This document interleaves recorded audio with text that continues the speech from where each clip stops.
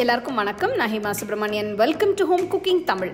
இன்னைக்கு நம்ம ஒரு அருமையான டிஃபின் காம்போ தான் பார்க்க போகிறோம். யூஸ்வலாக நம்ம பூரி கோதுமை மாவு வச்சு செய்வோம். இன்னைக்கு நான் காட்ட போகிற பூரி உருளைக்கிழங்கும் சேர்த்து வச்சு செய்ய போகிறோம். இந்த பூரி கூட தொட்டு சாப்பிட்றதுக்கு ஒரு அருமையான சைட் டிஷ் பட்டாணி பன்னீர் கறி. வாங்க இதை எப்படி செய்யறதுன்னு பார்க்கலாம்.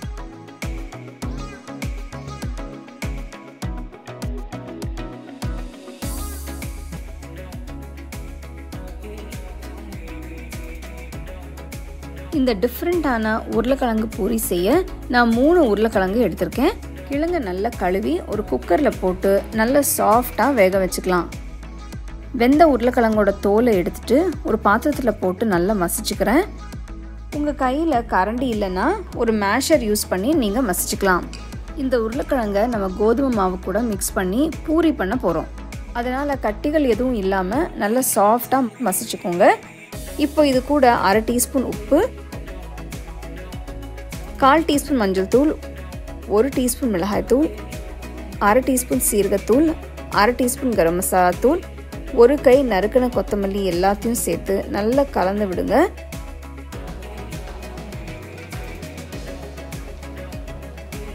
இப்போ பூரிக்கு தேவையான உருளை மசாலா தயாராக இருக்குது. இப்போ பூரிக்கு மாவு பசிச்சுக்கலாம். இதுக்கு 2 கப் கோதுமை மாவு,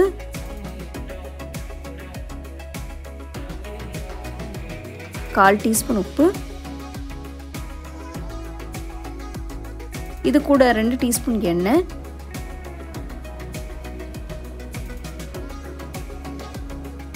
உருளை மசாலா 1 கப் ஆட் பண்ணிக்கலாம்.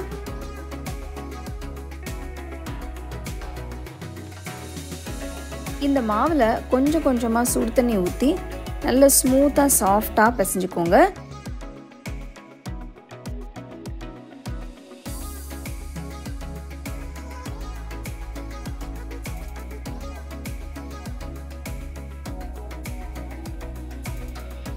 மாவு நல்லா திரண்டு வந்துடுச்சு. இன்னொரு 5 நிமிஷம் பிசைங்க. மாவு மேலே கொஞ்சம் எண்ணெய் ஊற்றி எல்லா பக்கமும் தடவி போலை மூடி வச்சு 30 நிமிஷம் ஊற வைக்கலாம்.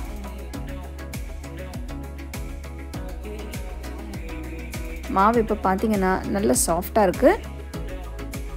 இதை சின்ன உருண்டைகளாக பிரித்து வைங்க. உங்களுக்கு எந்த சைஸில் பூரி வேணுமோ அதுக்கு தகுந்த மாதிரி மாவு எடுத்துக்கோங்க.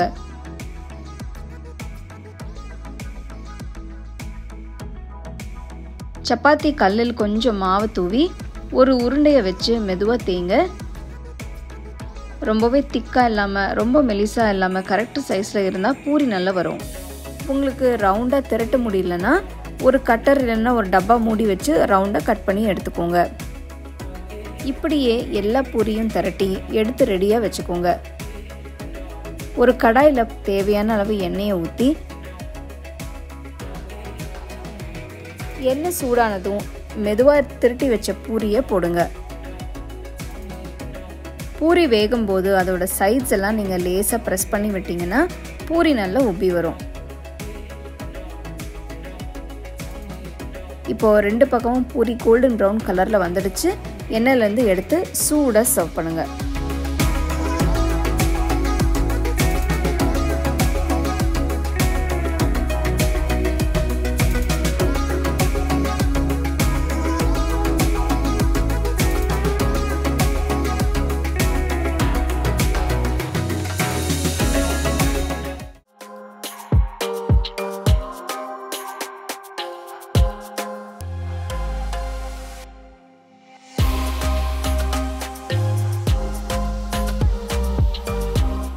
பட்டாணி பன்னீர் கிரேவி செய்ய முதல்ல தேவையான பொருட்களை வதக்கிக்கலாம்.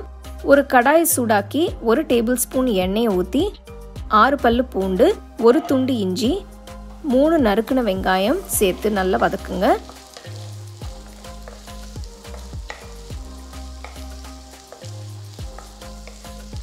வெங்காயம் பாதி வதங்கினதும் 4 நறுக்கின தக்காளி சேர்த்து சாஃப்டாக வேக விடுங்க.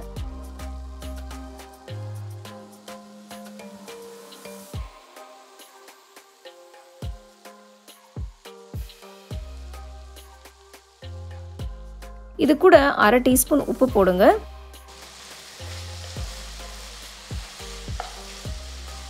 வெங்காயம் தக்காளியும் நல்லா வதங்கினதும் ஸ்டவ் ஆஃப் பண்ணிவிட்டு கலவையை நல்லா ஆற வச்சு ஒரு மிக்சர் ஜாருக்கு மாற்றி தேவையான தண்ணியை ஊற்றி நல்லா ஸ்மூத்தாக அரைச்சிக்கலாம்.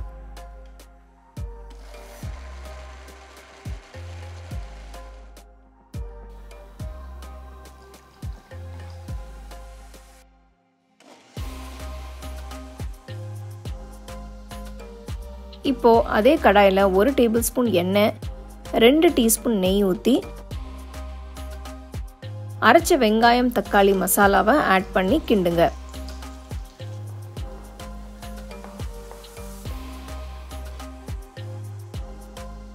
கலவை கொதிச்சதும் 2 டீஸ்பூன் காஷ்மீரி மிளகாய்த்தூள், 1 டீஸ்பூன் சீரகத்தூள், 1 டீஸ்பூன் கொத்தமல்லி தூள், 1/2 டீஸ்பூன் உப்பு சேர்த்து நல்லா கலந்து விடுங்க. 5 நிமிஷம் கொதிக்க விடுங்க. 5 நிமிஷம் ஆயிடுச்சு. கிரேவி நல்லா கொதிச்சிடுச்சு. இப்போ வேக வச்ச பச்சை பட்டாணி 1/2 கப், சின்ன சின்னதாக கட் பண்ண பன்னீர் 200 கிராம் சேர்த்து நல்லா மிக்ஸ் பண்ணுங்க.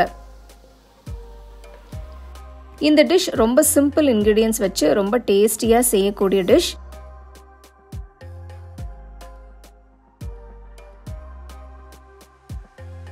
நல்லா மிக்ஸ் ஆயிடுச்சு. இப்போ இது கூட 1/2 கப் தண்ணி ஊற்றி கிண்டி விட்டு 10 நிமிஷம் மூடி வச்சு சமைக்கலாம்.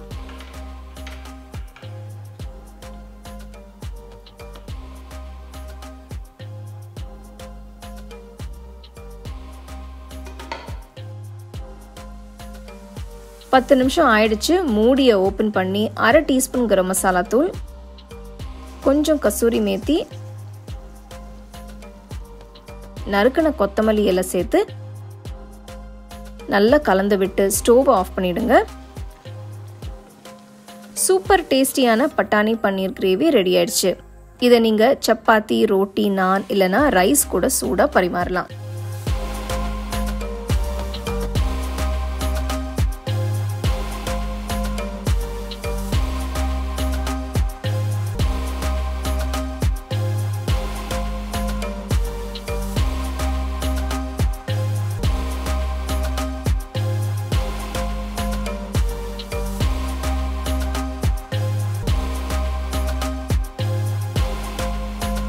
உங்களுக்கு இந்த ரெசிபி பிடிச்சிருந்தா லைக் பண்ணி ஷேர் பண்ணி ஹோம் குக்கிங் தமிழ் சேனலுக்கு சப்ஸ்கிரைப் பண்ணுங்க.